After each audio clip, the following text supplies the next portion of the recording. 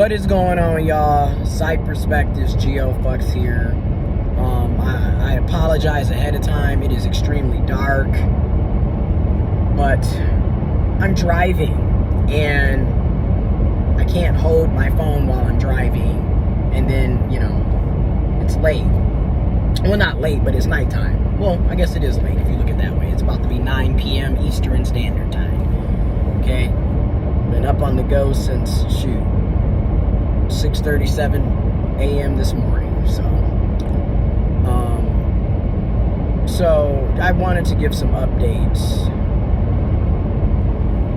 My mother has MS. Some of you may know that she has MS. She was diagnosed with multiple sclerosis basically 10 years ago in 2013. And things have just, as time has gone on, things have not really improved. They've gotten worse over the past decade.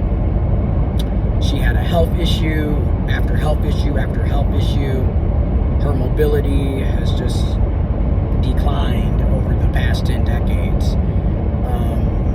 She had a situation where she had an infection on her middle left finger. February 17th, I was able to get her a doctor's appointment with her primary care physician, except she never sees her actual primary care physician because that doctor seems to never really be in office. So we ended up seeing someone else that's in the same office that she's seen before. Once they saw her finger, they instantly was like, she needs to go to ER. So we went to the ER that doctor recommended because another specialist that she had got referred to back in December also was out of that same hospital group. We went to that particular ER and we waited for 8+ hours in the emergency room at that hospital. And they only had one doctor on the floor. They didn't have enough doctors or nurses, staff. So by the time she was seen and supposedly treated, she was treated with a resident who didn't have any supervision under him. They had a physician assistant there, but they weren't actually supervising because they had to run around and do a million different things as well, which ended up leading to my mom not really getting proper care. So I called to her neurologist and got her an emergency appointment. So that was the 17th. So she got an emergency appointment on the 21st of February. And I drove her out here. So her neurologist, if she's with me at my home, her neurologist is a good 40-45 minutes away. If she's at the other house with my grandmother, it's like a 30-35 minute drive.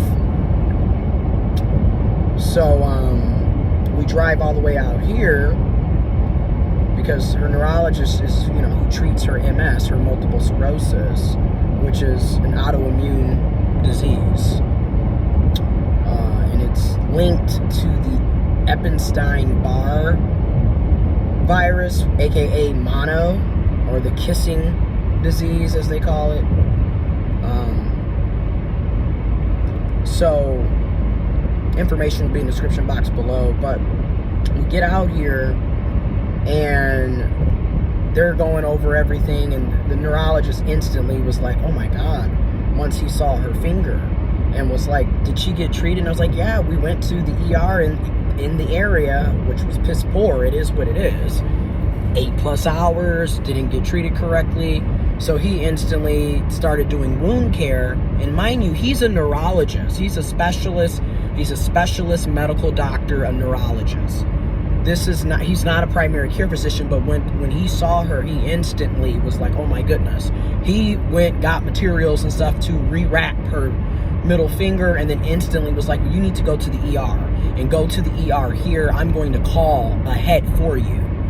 Which is crazy, which is something that, was shocking to me, because the previous doctor at the other place didn't call in nothing, just told us to go to the ER, which I'm not trying to shame, but there's a lot of things that needs to be discussed in the USA American healthcare system, and then also globally across countries.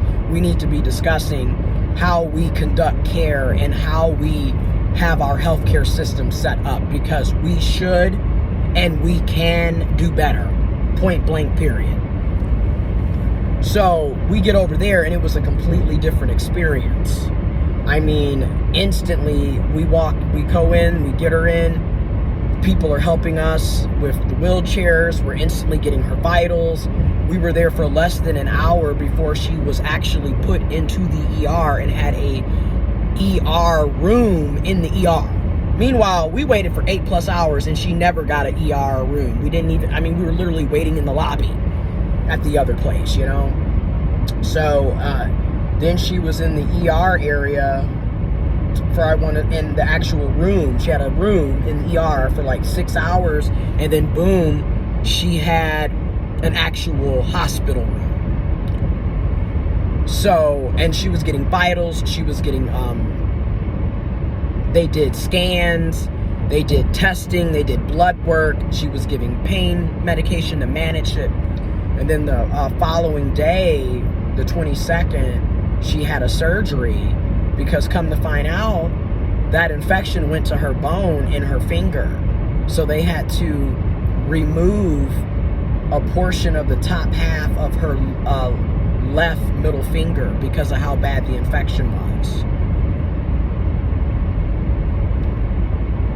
Then they did a biopsy as well, because she had some lesions and things going on under her breast. We got the results back this past Saturday. There's no cancer, thank goodness. Thank the universe. Thank ancestors. Thank God. Thank energy. Thank goodness that there's no cancer.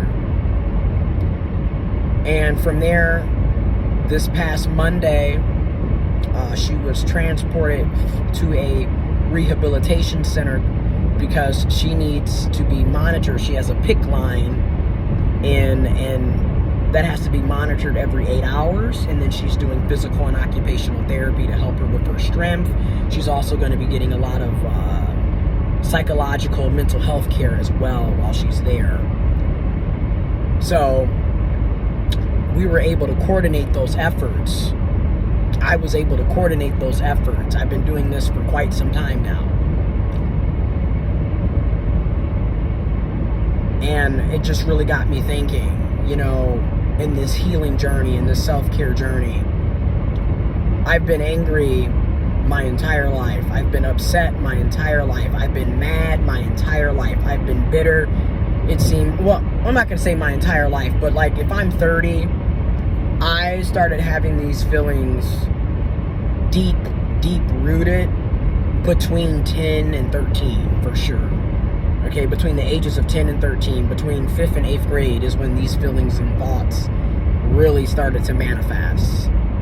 I've held a lot of resentment and frustration and anger towards my mom. And at the same time, I love my mom. You know, I do whatever I can for my mom. I love my grandmother, my granny. I do whatever I can for my granny. I love my family. I do whatever I can for my family. And what I'm realizing at 30 is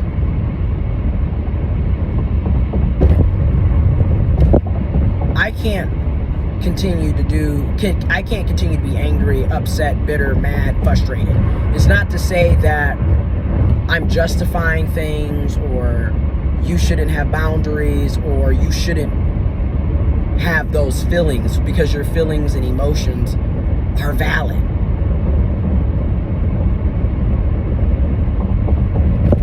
And at the same time, it comes a point in time where I personally just don't want to be harboring those feelings anymore. And at the end of the day, that's my mom. And I'm going to do what I have to do for my mom. And that's where I stand. So, I'm there. And I just want to give that update. You know, I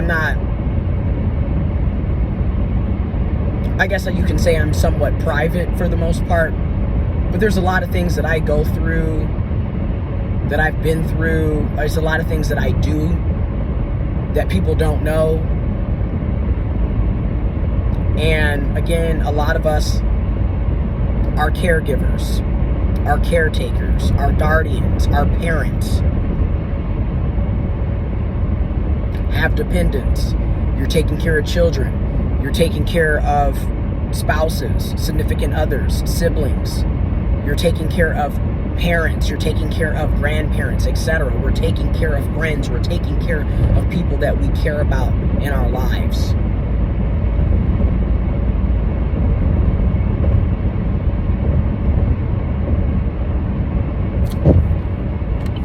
And to me, it just goes without saying, you know,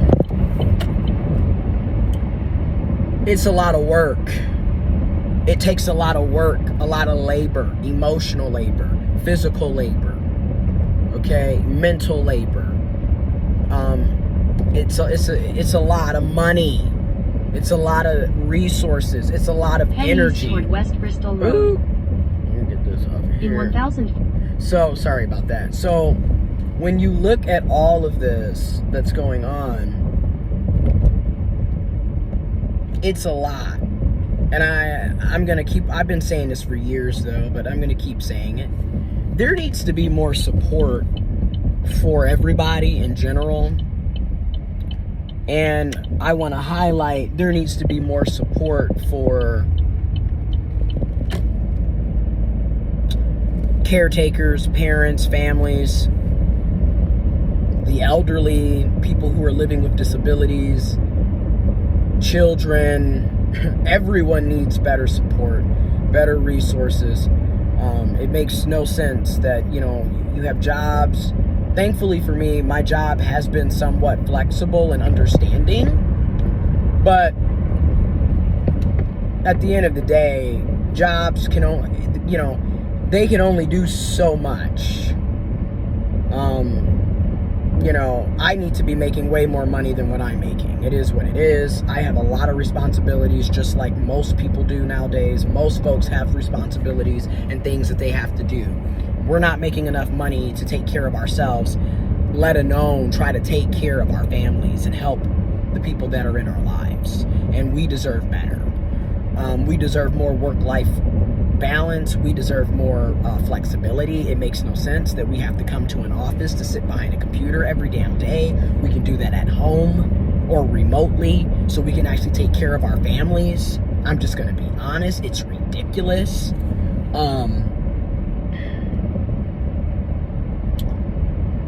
But I'm thankful to my colleagues and the people I work with and to my VP because they have been as flexible and understanding as they possibly can be.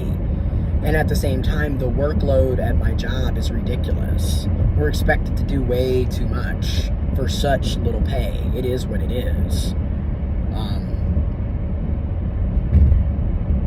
But if you believe in a higher power, you believe in God, you believe in the universe, you believe in spirituality, you have a religion, or you believe in good energy, etc.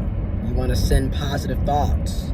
If you can send positive thoughts, prayers, love, positive energy, healing energy, you know, to my mom, to my grandmother, to my family, to me, to each other, to the world, to your family, to your friends, to society, please do. Please consider doing it. It's highly appreciated. I'm appreciative. I'm grateful for it. I'm thankful for it because I can use it. My mom definitely can use it. My granny can use it. My family can use it. My friends can use it. I can use it. And I'm sure there's people out there watching this video, or whoever watches this video, I'm sure you know of people who can use it, and I'm sure you may also be benefited by it as well. So sending everybody love and positive energy and positive thoughts and prayers, because it's hard out here. It's been hard out here. I'm not saying that, I'm not making this video for a pity party. I'm not making this video to be a woe is me. I'm just talking about how I'm feeling, what I've experienced, and what I'm going through. So, it's been hard for a lot of people. The past 3 years alone have just been brutal for a lot of people. And then for me, really since 2011, the amount of people that have passed away in my family is just, and then the past 3 years with COVID, the coronavirus, the pandemic, it's been very, very difficult. So I can only imagine how it is for other people. So it is something to think about. Anyways, I just wanted to give an update. I had to step back from a lot of things over the past few weeks, past month, really, because it's just a lot. I don't have time to be running thin and doing this and doing that. I had to step back from opportunities. I had to turn opportunities down. I'm also realizing that, hey, I'm gonna have to get out of this job and get into a different career ASAP,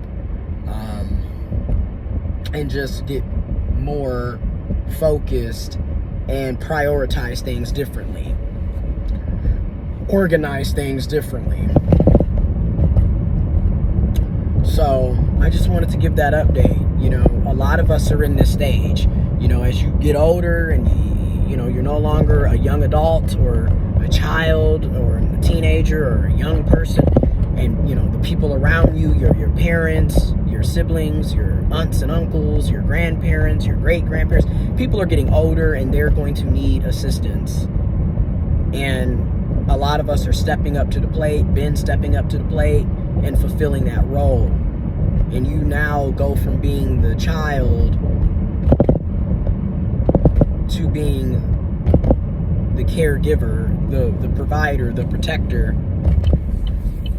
You're now in that guardian role. And in many ways, you can say it's a blessing to be a blessing. It's a privilege to be a privilege, because you're able to help those who helped you and help those who raised you.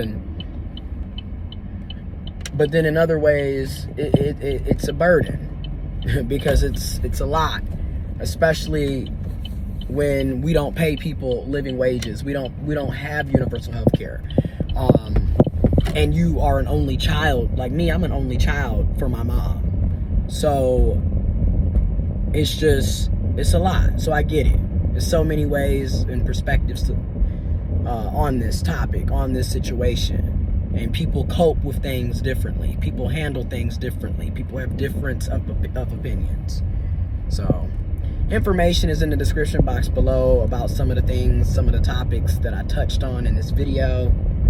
And yeah, I just needed to talk about that and, give an update and really express, where I'm coming from and how I'm feeling and what I'm going through, and let it be known,